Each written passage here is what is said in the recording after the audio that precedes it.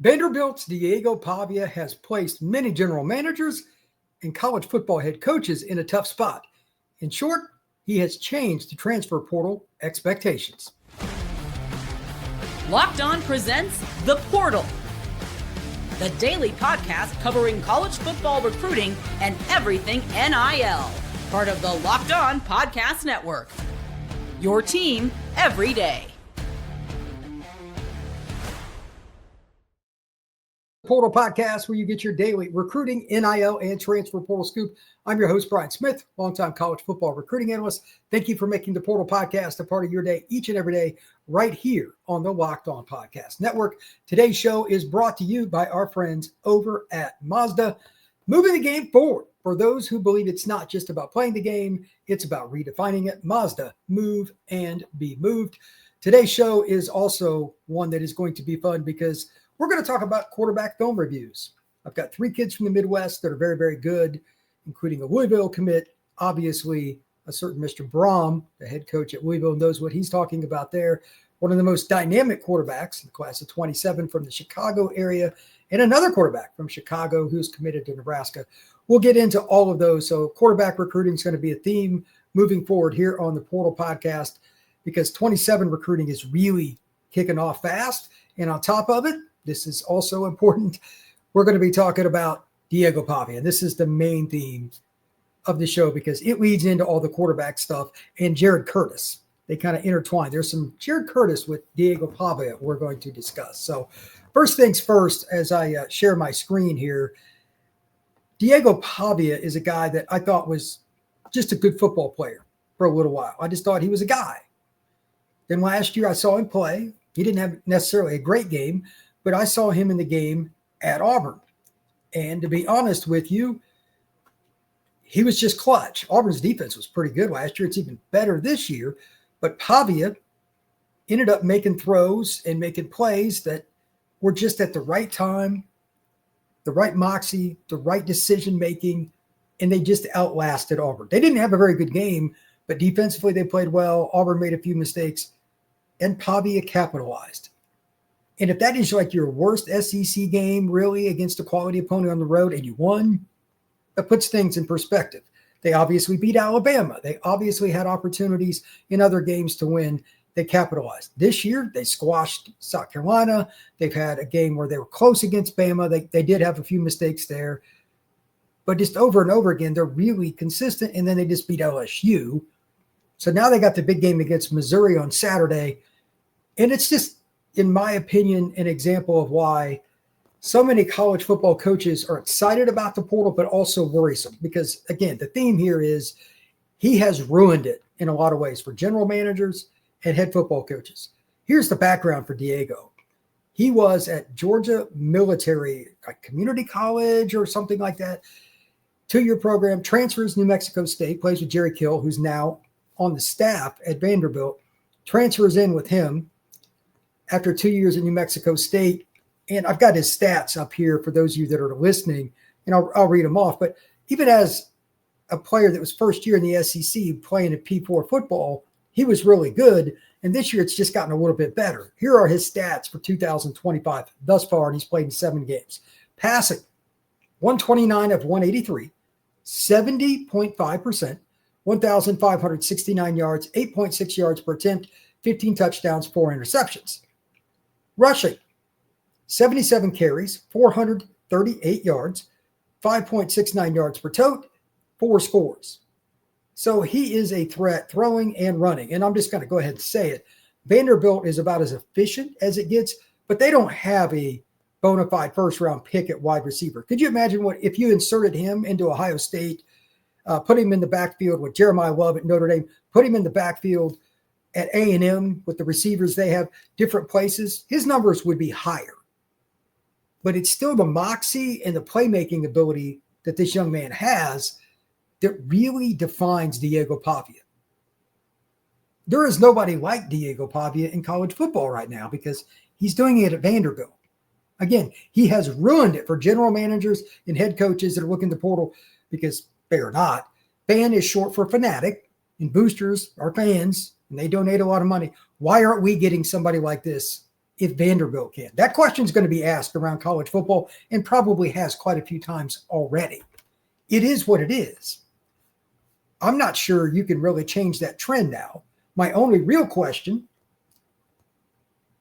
how do you at least come close? Because manufacturing what he's done there and changing the culture at a program that's a complete doormat in the SEC and a laughingstock around college football P4 level forever is not easy.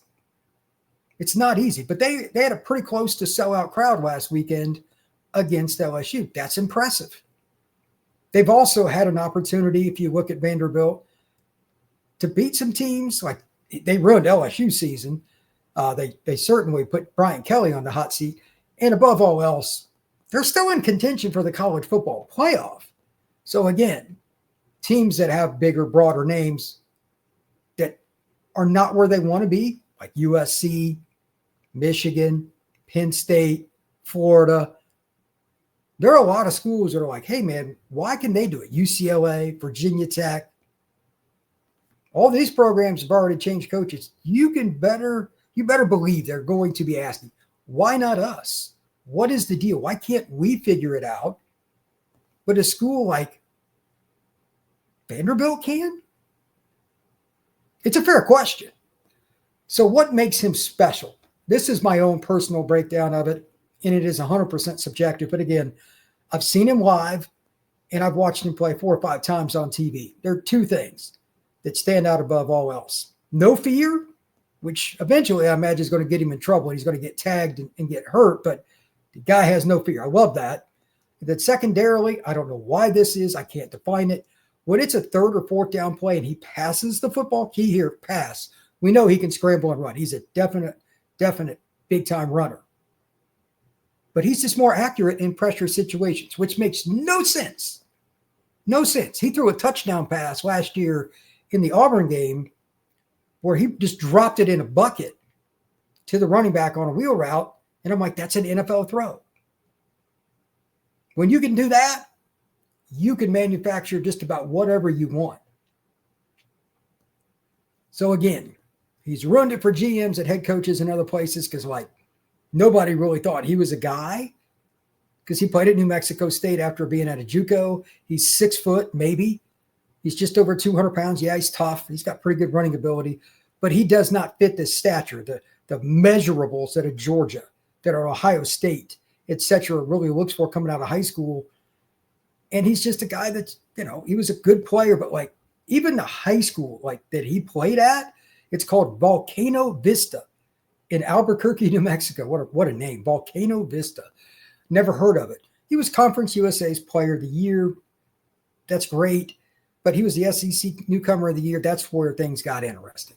So I completely believe that he has ruined it for a lot of people around college football, and it's going to get worse for them because I don't think Diego Pavia is really going anywhere, and I really don't think it matters even if I thought he was because, to be really honest with you, there would just be somebody else. But the cherry on top here is that he did it at Vanderbilt.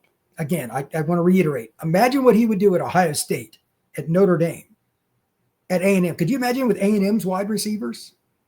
Vandy's got good receivers, but with A&M speed, what about at USC? Do you think that Lincoln Riley would like to have him? And I'm not saying Maeva's not really good, but this kid has a different kind of moxie for big plays. Everybody wants somebody that's a true leader, a true game breaker, a true playmaker in the clutch. Show me somebody that is better than Diego Pavia at doing those things over the course of the last 2 seasons. I know where my vote is. I know he's not going to get a national title at Vandy, but if he was at a big-time program, I'd be hard-pressed to bet against him. Eventually, I think Vanderbilt's luck will run out because I don't think they have the depth as some schools. But with Pavia, I'm not positive of that. He finds a way to win when other guys don't. So it's incredible, and a lot of people are gravitating towards him, which leads me to this. When we come back, we're going to discuss Jared Curtis, the 5-star class of 2026 quarterback. He's committed to Georgia, but he is from Nashville. He's been hanging around Pavia a little bit, learning from him. He's going to be at the game this weekend. When the Vanderbilt Commodores host the Missouri Tigers, having a 5-star quarterback on campus. You got to recruit him. Is there any threat to that? I'm not so sure there is, but we got to talk about it. That is next, right here on the Portal Podcast.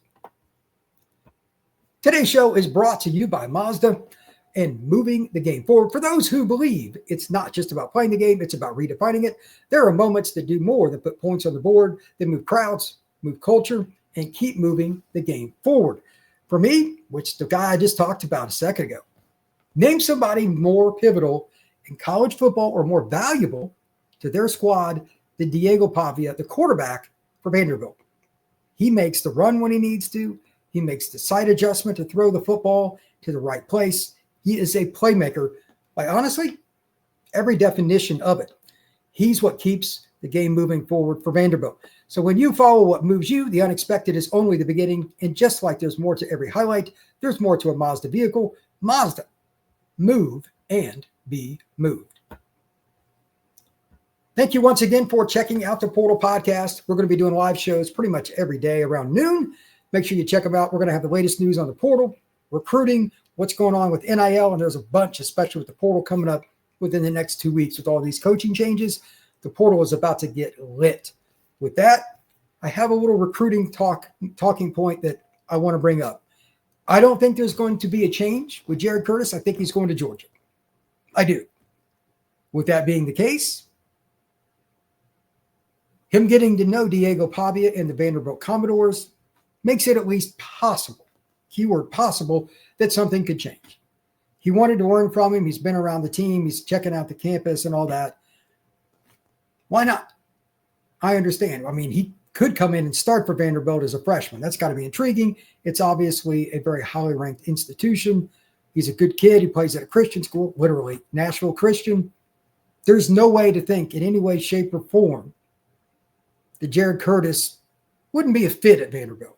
But does he want that challenge and all that stuff? And should Georgia fans be, quote unquote, concerned? Probably not. But he is visiting again this weekend, and he's been around Pavia. He's gotten to know him. I think it's something to at least discuss. So here's my take. If he visits this weekend, fine. It is what it is. It's a free ride. And he lives locally. Like, literally, he's a Nashville kid. He's lived there forever. So he's going to hear about the local team constantly. For whatever reason, he's gotten to know Pavia in some way, shape, or form. He probably admires him, which, heck, I do too. He's going to be around. This weekend's one thing. The only thing I'm curious about, does he in any way, shape, or form go back to Vanderbilt again after this? One-time thing, whatever. Whatever. But if it's a second or a third time, then we have a pattern.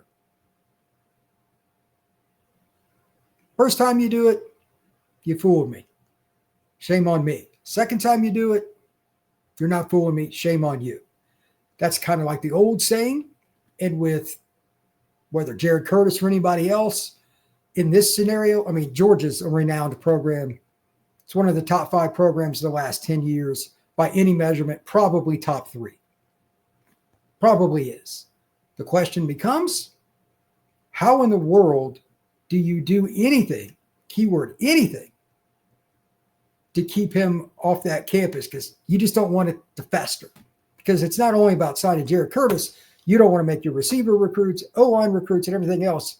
If you're the Georgia staff, and obviously it starts with Kirby Smart, how do you make them feel comfy about not having to deal with all of this stuff? What's going on? Them getting asked questions or them asking the staff.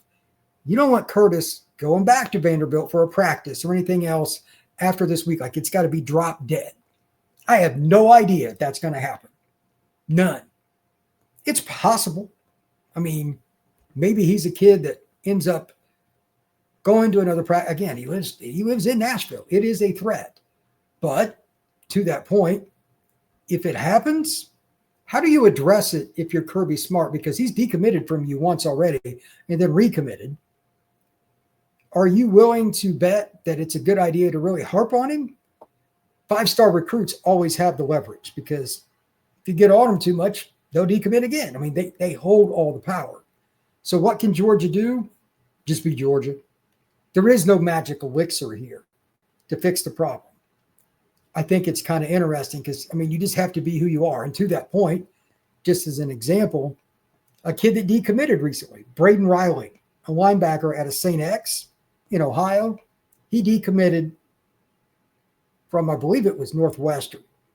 He just committed to Clemson. Clemson's just who they are. If you don't want to go there, they're okay with it. If you do, that's fine. We are Clemson. This is what we do. Do you want to be a part of this?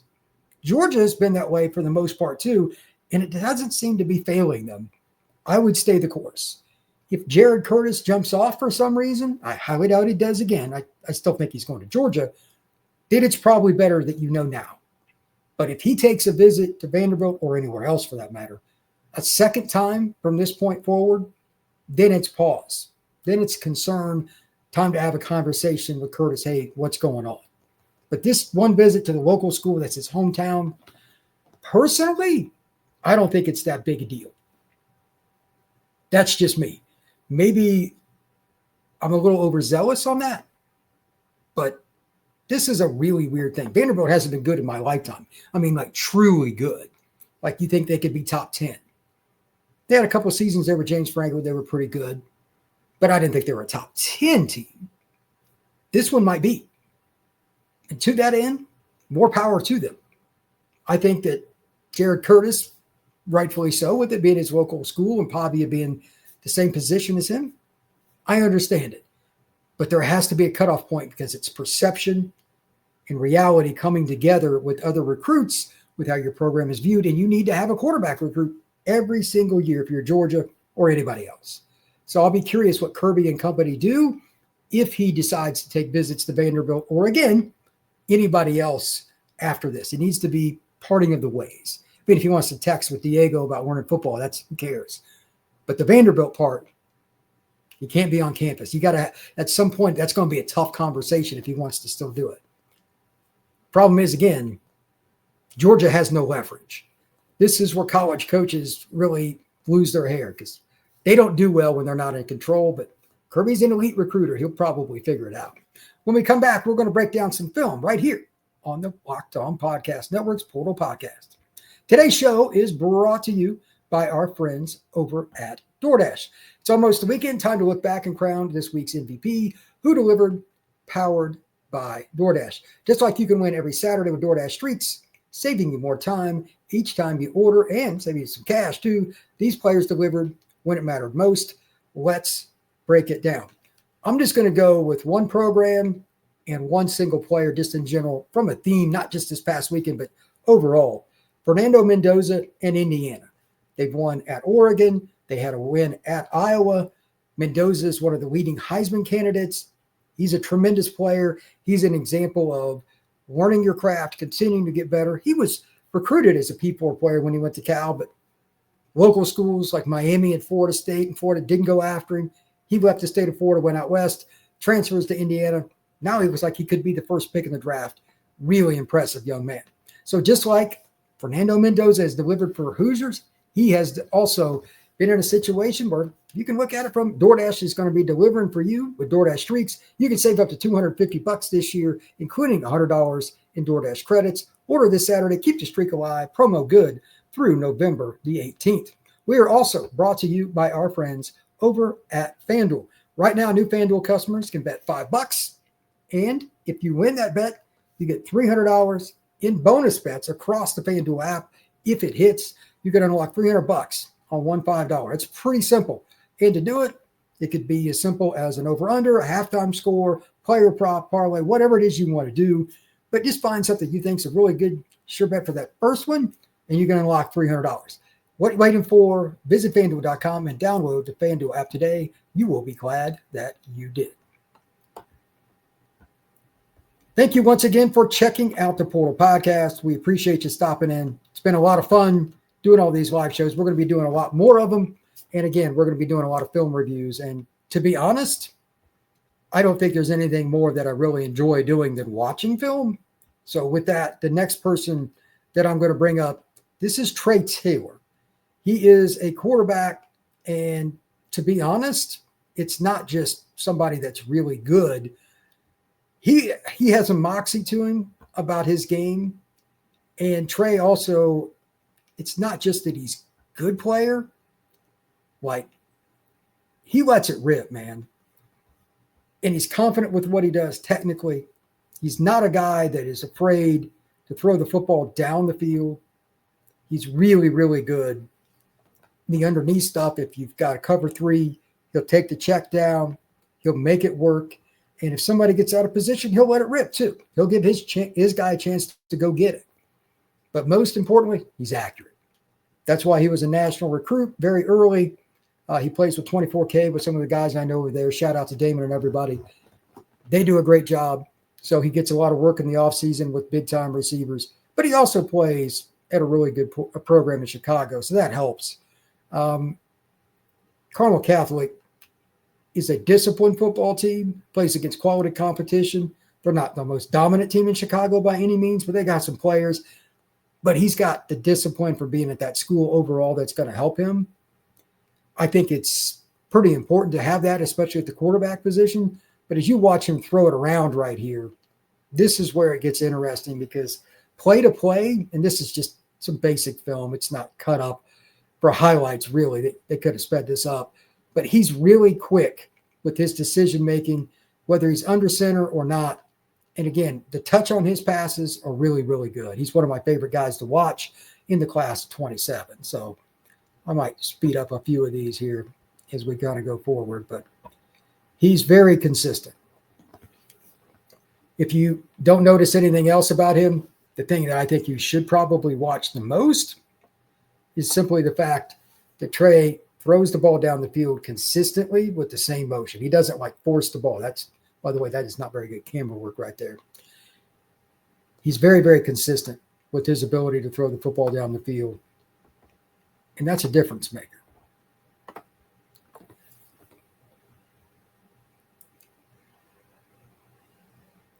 He's starting to get pretty good at understanding protections for a young guy too, like where they should be coming from. And right there, that's a great move. Makes a couple guys miss, and look at there. He's known as a pocket guy, but he can run. Players that just extend the play and occasionally take off and get you 5 or 10, they change the game. Even guys like a Julian Sayin at Ohio State, he's only got to do it 2 or 3 times a game to provide a little extra. That's kind of how I look at Trae. You don't have to run all the time. Just go get a first down here or there. And again, this play, I mean, they replayed it here. Pretty basic, but that's really important that you do that stuff.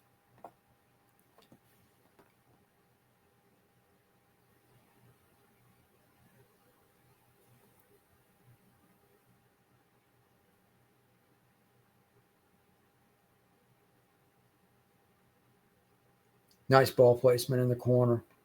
Really nice. We'll watch one more clip here. Different angle, a little closer. Watch the throwing motion. But bottom line, Trae has it going on when he's really letting it rip. And corner ball. Nice job. Yeah, I think Trae, like he's committed to Nebraska. He's a kid that probably is going to end up being a starter very early in his career. He's got another year of high school. When he gets there, Raiola will be done. Or let's see. No, that's not right. Raiola will be like he'll start his second year. It's the perfect trajectory for him. So I think that'll work out very, very well. This next kid is Israel Abrams. He's another Chicago kid. This one is, I think he's at Montini Catholic, if I remember right. Yeah, Montini Catholic, another school. It's in Lombard, if I remember, just outside of Chicago. And he's a big-time thrower. He's more mobile. He likes to run. He is very annoying to try to get to the ground. And to be honest, I don't know what other position it would be if he played something different. But Israel is a guy that is not much fun to try to get to the ground. And he's got an arm. He's not afraid to let it rip. I'll be curious to see where he ends up in terms of a school. But, man, he's exciting to watch.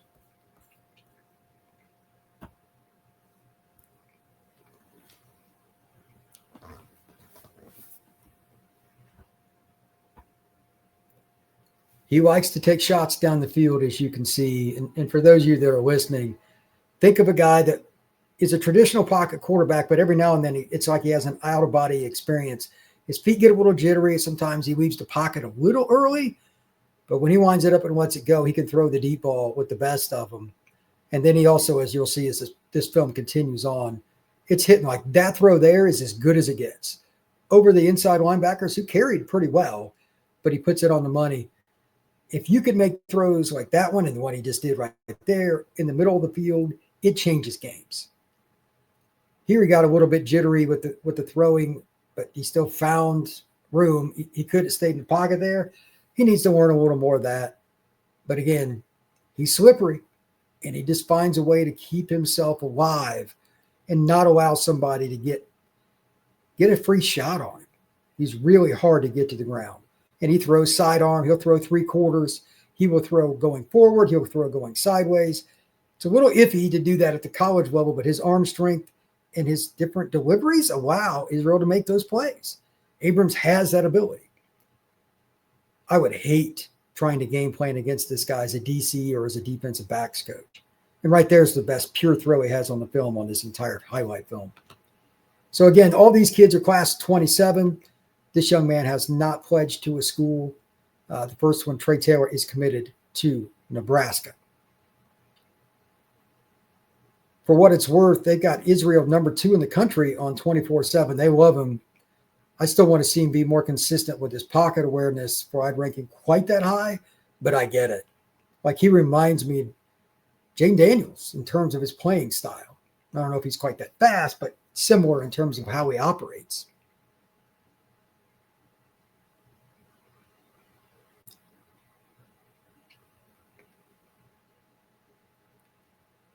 Yeah, he waited on that play right there as long as he could, and he went and got 5-7 yards. That is the perfect scenario that drives defense coordinators crazy because they did everything right, and he still got a positive play that keeps the chains in the right measuring stick for you to get the first down on the next play. That hurts as a D. And if you do what that DB did right there and get smoked, he will burn you as well.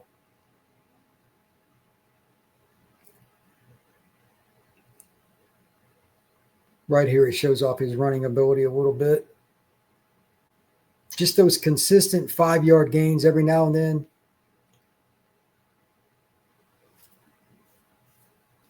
Throwing on the run. He is a modern spread signal caller. And then that right there, nice touch on the football. We'll end it on that one for him. And we got one more to get to. But Israel Abrams is a really good football player. Now, final guy is one from a smaller school, Jack Sorgi. He's at Tri-West. I don't really know much about it in terms of it's in Liston, Indiana. I'm from Indiana. I still can't remember where that's at. I think it's southern Indiana, but he's a kid that is just on time, accurate, consistent, and it fits because he's going to play at Louisville. Louisville obviously has a quarterback coach, Mr. Brom, that knows what he's doing. So I'm a big fan, and I think that he's going to do very, very well.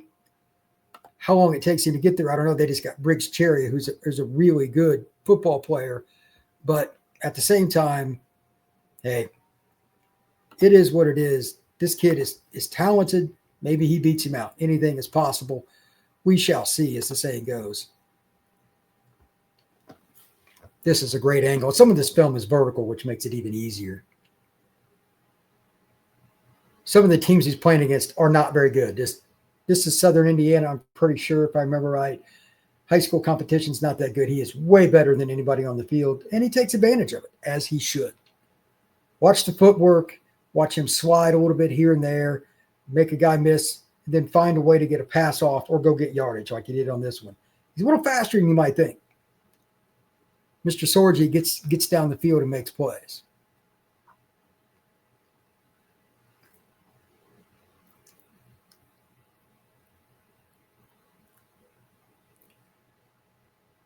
Sees the pressure, moves to his right.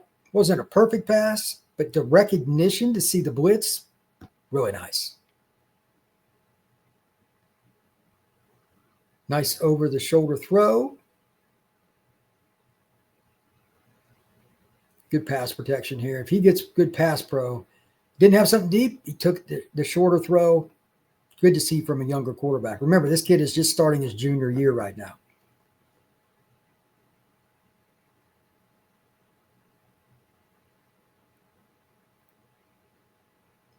On time, on rhythm, good touch. Look at that throw. If there was ever a quarterback built to play in Mr. Brom's scheme, Sorgi would certainly apply to that.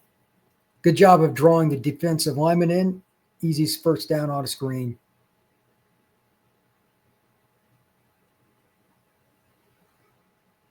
The only thing I'd like to see him do better is just be a little bit quicker with his release. He winds up a little bit sometimes. That'll take care of itself over time with refinement. But his recognition, especially pre-snap, is really good for a younger football player, and that's really important. So thank you, folks, once again for checking out the Portal Podcast. Truly appreciate you stopping in. This is a lot of fun for me each and every day. I like doing these. We're going to be doing more and more of these each and every day here on the Portal Podcast. Please like and subscribe. Make sure that you're always dialed in for everything we got going on here on the Portal Podcast. If you have not already and you're on Apple, please download via the automatic download button. Make sure you do that. But we will see you again soon here on the Portal Podcast.